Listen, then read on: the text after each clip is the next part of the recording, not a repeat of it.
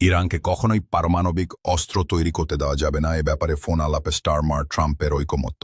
যুক্তরাজ্যের প্রধানমন্ত্রী Keir Starmer ও যুক্তরাষ্ট্রের প্রেসিডেন্ট ডোনাল্ড ট্রাম্প টেলিফোনে মধ্যপ্রাচ্যের বর্তমান পরিস্থিতি নিয়ে আলোচনা করেছেন। যুক্তরাজ্যের প্রধানমন্ত্রীর কার্যালয় ডাউনিং স্ট্রিট জানিয়েছে, লন্ডনের স্থানীয় সময় রোববার সন্ধ্যায় হওয়া এই ফোন আলাপে দুই নেতা ইরানের পারমাণবিক কর্মসূচিকে আন্তর্জাতিক নিরাপত্তার জন্য গম্ভীর হুমকি হিসেবে উল্লেখ করেছেন।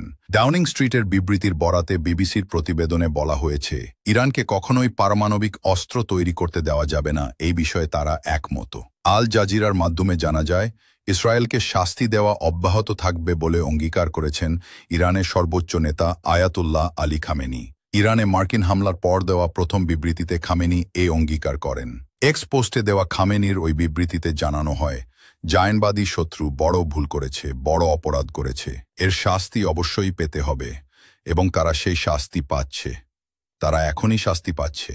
এ প্রেক্ষিতে ইরানের পারমাণবিক স্থাপনায় যুক্তরাষ্ট্রের হামলাকে আন্তর্জাতিক আইনের সুস্পষ্ট লঙ্ঘন বলে মন্তব্য করেছে রাশিয়া। রাশিয়ার পররাষ্ট্র মন্ত্রণালয় আজ রোববার এক বিবৃতিতে এ মন্তব্য করেছে বলে জানিয়েছে আল জাজিরা।